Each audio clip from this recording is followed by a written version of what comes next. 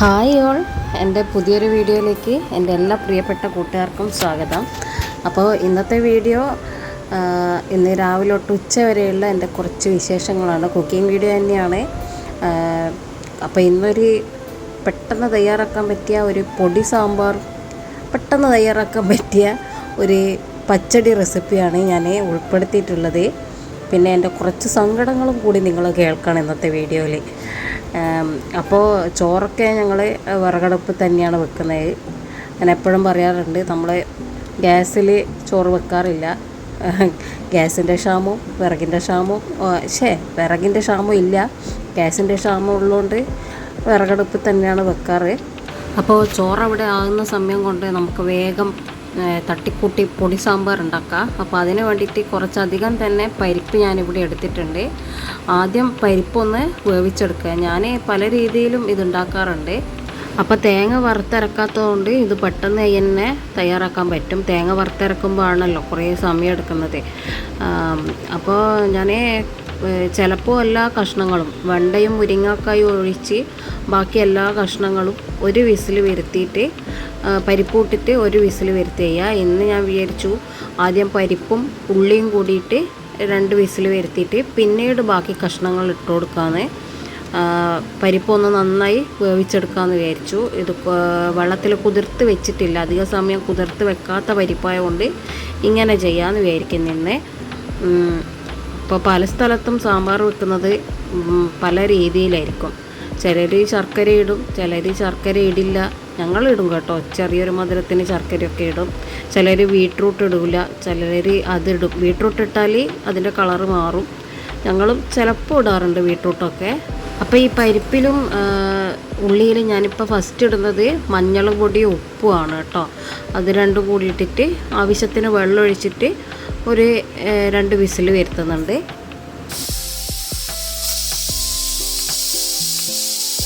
ഇനി ഇതിലേക്ക് വെണ്ടയ്ക്കയും മുരിങ്ങക്കായും ഒഴിച്ചിട്ട് ബാക്കി കഷ്ണങ്ങൾ ചേന, ക്യാരറ്റ്, തക്കാളി, പച്ചമുളക്, ഇഞ്ചി, ബാക്കി വേറെ എന്താ കഷ്ണങ്ങൾ നിങ്ങളെ കയ്യിലുള്ളത് എന്ന് വെച്ചാൽ അതും കൂടി ചേർത്ത് കൊടുക്കുക.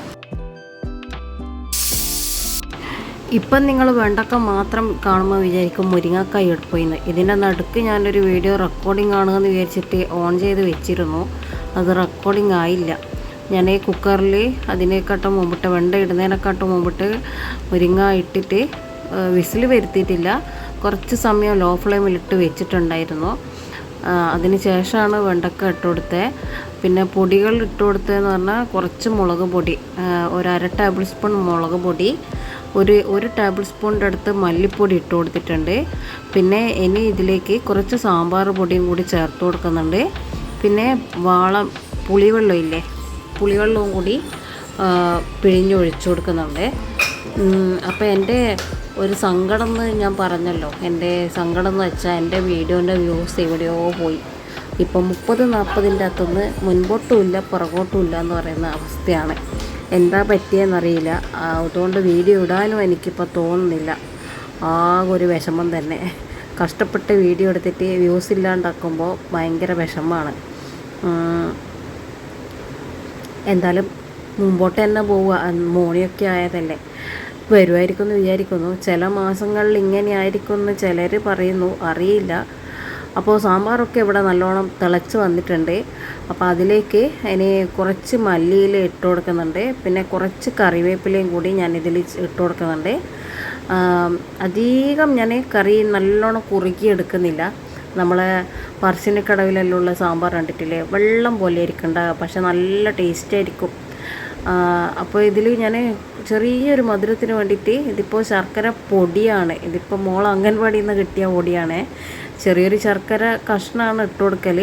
ഇപ്പോൾ അതില്ലാത്തതുകൊണ്ട് കുറച്ച് പൊടി ചേർത്ത് കൊടുക്കുന്നുണ്ട്. അതും കൂടി ചേർത്തിട്ട് ചെറിയൊരു തിക്നെസ് വരുമ്പോൾ ഞാൻ കറി ഓഫ് ചെയ്യും. അധികം തിക്കാക്കിയിട്ട് എടുക്കുന്നില്ല. വെള്ളം പോലത്തെ സാമ്പാർ, അടിപൊളി സാമ്പാറാണ്. ഇനി ഇതിലൊരു വറവും കൂടി കടുകിലെല്ലാം താളിച്ചെടുത്താൽ മതി.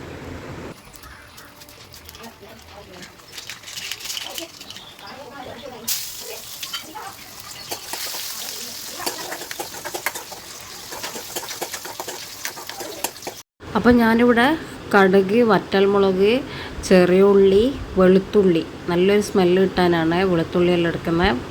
അപ്പോൾ അതെല്ലാം ഇട്ടിട്ടാണ് താളിച്ചെടുക്കുന്നത്. ഇനി ഇത് കറിയിലേക്ക് ചേർത്ത് കൊടുക്കുക. കഴിഞ്ഞു. സിമ്പിൾ സാമ്പാറാണ്, അടിപൊളിയാണ്. ഇനി അടുത്തത് ഒരു സിമ്പിൾ പച്ചടിയും കൂടി ഉണ്ടാക്കുന്നുണ്ട്, ഇഞ്ചിപ്പച്ചടി.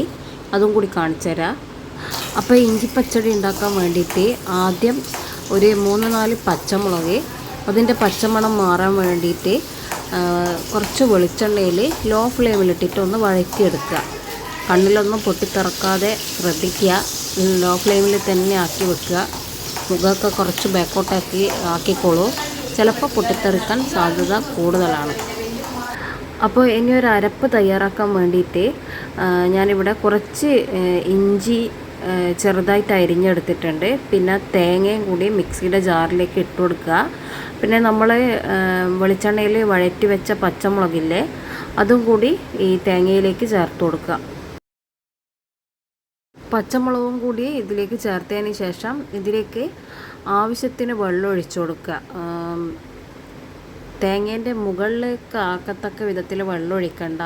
ഇനി ഇതിലേക്ക് തൈരും കൂടി ചേർക്കൊണ്ടുകൊണ്ട് വെള്ളത്തിൻ്റെ അളവ് കുറച്ചൊന്ന് കുറക്കുക. സ്മൂത്തായിട്ട് അരച്ചെടുക്കണ്ട. ഫസ്റ്റ് ചെറിയൊരു തരിതരിയോടുകൂടി ആദ്യം ഒന്ന് അരച്ചെടുക്കുക. പിന്നെ അതിലേക്ക് കുറച്ച് ജീരകം ചേർത്ത് കൊടുക്കുക. ആദ്യം ഒന്ന് അരച്ചതിന് ശേഷം ജീരകം ചേർത്ത് കൊടുക്കുക. ജീരകം ഇട്ട് അരച്ചതിന് ശേഷം ഇതിലേക്ക് കടുകിട്ടിട്ട് ഒരു പ്രാവശ്യം അരച്ചെടുക്കുക. അധികം അരഞ്ഞു പോവണ്ട, അതുകൊണ്ടാണ് ഞാൻ അങ്ങനെ പറഞ്ഞത്. കടുക് നന്നായി അരഞ്ഞു പോയാൽ ചിലപ്പോൾ കയ്പ്പ് വരും. അതുകൊണ്ട് അധികം അരിയാതെ പെട്ടെന്ന് തന്നെ ഒന്ന് കറക്കിയെടുക്കുക. ഇനി അരച്ച് വെച്ച അരപ്പ് വേറൊരു പാത്രത്തിലേക്ക് മാറ്റി കൊടുക്കുക. ഇനി ഈ അരപ്പിലേക്ക് തൈര് ചേർത്ത് കൊടുക്കുക. ഞാൻ ചെറിയ പാക്കറ്റ് തൈരാണ് വാങ്ങിയത്. ഞാൻ തേങ്ങേൻ്റെ അളവെല്ലാം കുറവാണ് എടുത്തത്. അപ്പോൾ വലിയ പാക്കറ്റ് തൈരാണ് എടുക്കുന്നതെങ്കിൽ തേങ്ങേൻ്റെ അളവൊക്കെ കൂട്ടുക. ഞാൻ ഈ ഒരു തൈരാണ് ചേർത്ത് കൊടുക്കുന്നത്. മുഴുവനായിട്ടും തന്നെ ചേർത്ത് കൊടുക്കുന്നുണ്ട്. ഇനി ഇതിലേക്ക് ആവശ്യത്തിന് ഉപ്പ് ഇട്ട് കൊടുക്കുക. പുളിയുള്ള തൈരായ കൊണ്ട് ഉപ്പിൻ്റെ അളവ് കുറച്ച് കൂടുതലായിട്ട് വേണ്ടി വരും. എല്ലാം കൂടി ഒന്ന് നന്നായി മിക്സ് ചെയ്തെടുക്കുക. ഇനി ഇത് കടുകിലും വറ്റൽമുളകിലും കുറച്ച് കറിവേപ്പിലയിലും ഒന്ന് താളിച്ചിട്ട് ഇതിലേക്ക് ഒഴിച്ചു കൊടുത്താൽ മതി. വളരെ സിമ്പിളാണ്, നല്ല ടേസ്റ്റാണ്. സാമ്പാറിനൊക്കെ അടിപൊളി കോമ്പിനേഷനാണ്. സാമ്പാറിന് മാത്രമല്ല, അല്ലെങ്കിലും നമുക്കിത് ഒരു കുപ്പിപ്പാത്രത്തിലെല്ലാം ആക്കിയിട്ട് ഫ്രിഡ്ജിൽ വെച്ചാൽ 3-4 ദിവസമായിട്ട് എടുക്കാനും പറ്റും. നല്ല ടേസ്റ്റാണ്. ഒന്ന് ട്രൈ ചെയ്ത് നോക്കണം കേട്ടോ എല്ലാവരും. അപ്പോൾ ഇന്നത്തെ ഉച്ചക്കത്തെ ഫുഡ് എന്ന് പറഞ്ഞാൽ ചോറുണ്ട്, സാമ്പാറുണ്ട്, പച്ചടിയുണ്ട്. പിന്നെ മീൻ കറിയൊന്നും ഞാൻ എടുത്തിട്ടില്ല. അതാവുമ്പോൾ ഭയങ്കര ലെങ്ത്താവും. ഞാൻ പറഞ്ഞല്ലോ, വ്യൂസിൻ്റെ ഒരു പ്രശ്നമുണ്ട് ഇപ്പോൾ ചാനലിൽ. അതുകൊണ്ട് ഞാൻ കൂടുതലായിട്ട് എടുത്തിട്ടില്ല ബാക്കി വിശേഷങ്ങളൊന്നും. ചാനൽ ഇഷ്ടപ്പെട്ടെങ്കിൽ ലൈക്ക് ചെയ്യുക, കമൻറ്റ് ചെയ്യുക, സബ്സ്ക്രൈബ് ചെയ്യുക. ബൈ.